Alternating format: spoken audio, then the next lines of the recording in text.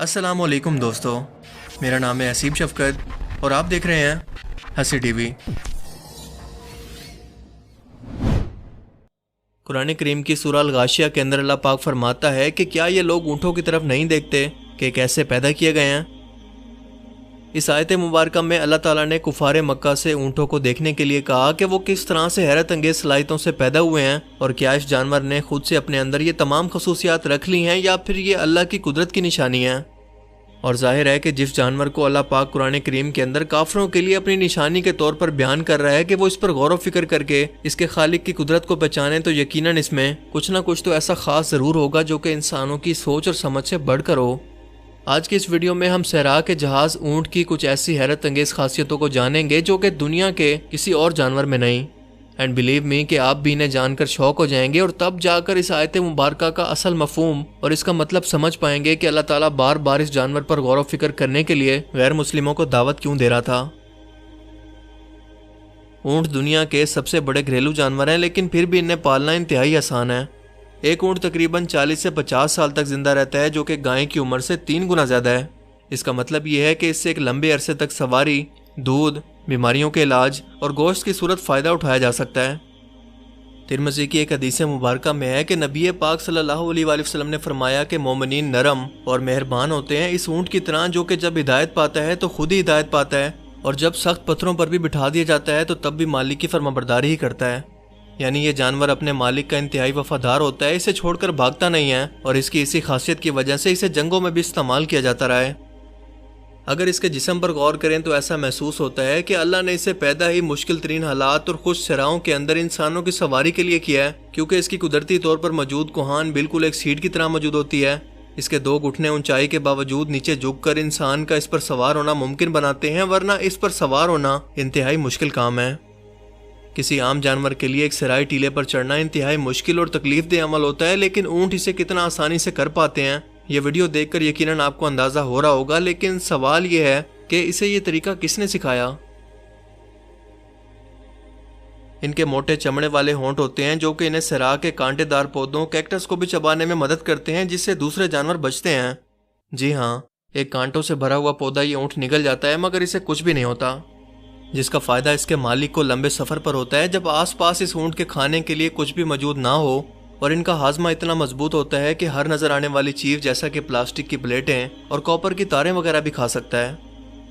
इतनी शदीद गर्मी और ऊपर से लंबा सफर किसी भी जानवर का दिमाग खराब कर सकती है, मगर ऊँटों के दिमाग के अंदर खून की गर्दिश का एक खास निज़ाम मौजूद होता है जो कि जिस्म के ज्यादा टेम्परेचर के बावजूद इसके दिमाग में टेम्परेचर को मेंटेन करने में मदद करता है और इसको पागल होने से बचाए रखता है।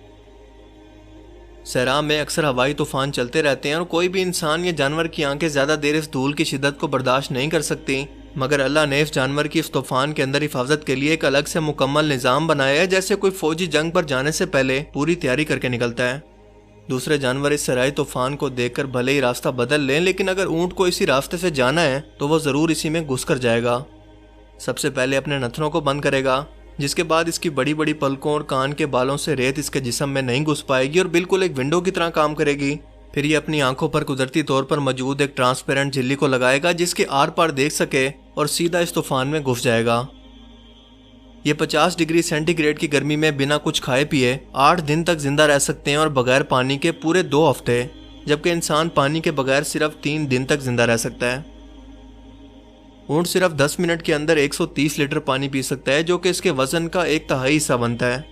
इसके जिस्म का 5वां हिस्सा चिकनाई की सूरत में इसकी कोहान के अंदर जमा होता है, जो कि इसके जिस्म में पानी के इस्तेमाल को कम से कम कर देता है और सिर्फ 2 किलो घास पर यह पूरा महीना जिंदा रह सकता है। इसके जिस्म पर मौजूद कुदरती तौर पर बड़े बड़े बाल इसे शदीद गर्मी और शदीद सर्दी दोनों से बचाए रखते हैं। इसके पाँव पर नज़र डालें तो लगता है कि सोच समझकर डिज़ाइन किए गए हैं, जो कि इसके जिस्म के लिहाज से ज़रा बड़े होते हैं, मगर इसके वजन की वजह से रेत में दफ जाते हैं और इसी वजह से इसकी ग्रिप बनती है, जबकि इसकी स्किन और पाँव के नीचे मौजूद मोटी जिल्द तपती हुई रेत से इन्हें हर वक्त बचाए रखती है। ऊँटनी के दूध में हैरत अंगेज मेडिकल फ़वाइद खोजे जा चुके हैं और इसके अंदर इतने ज़्यादा फ़ायदे हैं कि ये एक दवा के तौर पर दुनिया भर के अंदर इस्तेमाल होता है। खुद नबी करीम सल्लल्लाहु अलैहि वसल्लम ने ऊँटनी के दूध को कई बीमारियों के लिए तजवीज़ किया, जैसा कि जिल्द की बीमारी, क्योंकि इसके दूध में विटामिन सी और हिफाजती प्रोटीन भरे होते हैं। اس کے علاوہ اس کے دودھ میں لیکٹوجن کی مقدار بھی کم ہوتی ہے، اسی لیے خصوصاً چھوٹے بچے جو گائے بھینس کے دودھ کے لیکٹوز کو برداشت نہیں کر سکتے وہ اسے استعمال کر سکتے ہیں۔ There's a lot more to milk than just cow's milk. Perhaps you've heard of almond milk, rice milk, or soy milk. I know all those. But what about camel milk? Nope.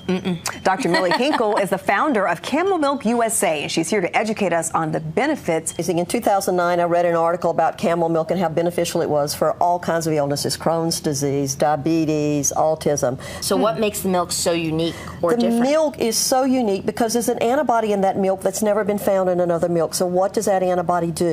That antibody has the ability to cross a cell barrier and a brain barrier, so it's able to take nutrients into cells and push toxins out. So it's an amazing milk. It's a complete food. Okay. So you could literally live on this milk. آج جتنی بھی دوائیں ہم بھر بھر کر infection اور جراثیموں سے حفاظت کے لیے استعمال کرتے ہیں، اللہ تعالیٰ نے اس کے دودھ کے اندر قدرتی طور پر ان جراثیموں سے بچاؤ کی طاقت رکھی ہے۔ اس میں anti bacterial, anti viral, anti fungal, anti hepatitis, anti arthritis یعنی ہڈیوں کے ٹیڑھے پن کو روکنا، پیرا ٹیوبرکلوسس کا علاج، بڑھاپے کو روکنے، خود سے امیون سسٹم کو بڑھانا، اور کاسمیٹکس میں بھی اس کے دودھ کا بے تحاشا استعمال ہوتا ہے۔ ڈائبٹیز، آٹزم اور لیکٹوفرین کینسر کے خلیوں کے پھیلاؤ کو روکنے کی بھی صلاحیت اس کے دودھ کے اندر موجود ہوتی ہے۔ اس کے علاوہ میگنیشیم اور زنک سے بھرپور ہوتا ہے، اسی لیے السر کے خلاف بھی کام کر سکتا ہے، جو کہ ایک قدرتی معجزے اور کسی قدرتی دوا سے کم نہیں ہے۔ صرف دودھ ہی نہیں بلکہ اس کا جسم بھی بیماریوں سے لڑنے اور ان کے علاج کے لیے بنا ہے۔ بعض اوقات اونٹ کو ایک عجیب و غریب قسم کی نفسیاتی بیماری ہو جاتی ہے جس کی وجہ سے وہ کھانا پینا چھوڑ دیتا ہے اور سارا دن بس سورج کو ہی دیکھتا رہتا ہے، اور یوں ہی اسی حالت کے اندر اس کی موت ہو جاتی ہے۔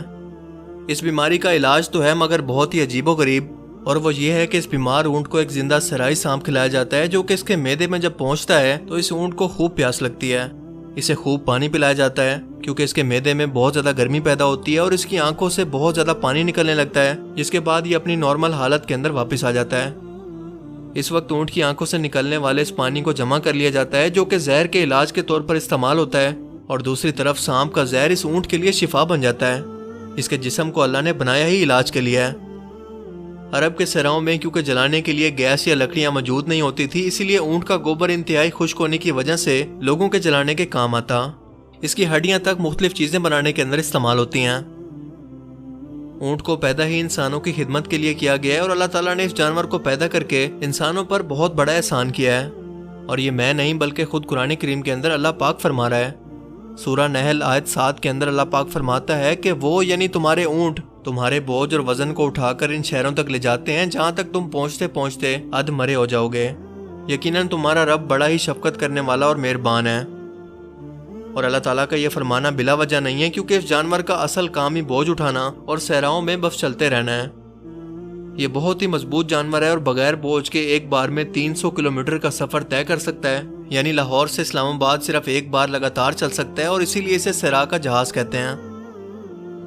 اب ان سب خصوصیات کو سن کر سوچیں کہ کیا اس بے زبان جانور نے، جس کے پاس انسانوں، جنات اور فرشتوں کی طرح عقل و شعور نہیں ہے، نہ ہی سوچنے سمجھنے کی صلاحیت ہے، کیا اس نے خود سے اپنے جسم کو اس قابل بنا لیا کہ اتنی سختیوں کے اندر بھی ہر چیز کو برداشت کر لے، اونچے اونچے صحرائی ٹیلوں پر اس طرح سے چڑھ لے؟ کیا اس نے اپنی ناک کا اندرونی سٹرکچر اور اپنی کوہان خود سے بنائی، اپنے جسم اور دودھ کے اندر خود سے شفا رکھی؟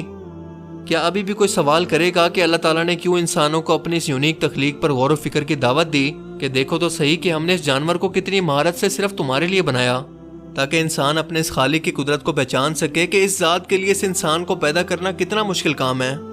مگر افسوس کہ انسان اس سے کوئی سبق نہیں لیتا ہے۔ اللہ تعالیٰ ہمیں سمجھنے کی اور نیک عمل کرنے کی توفیق عطا فرمائے، آمین۔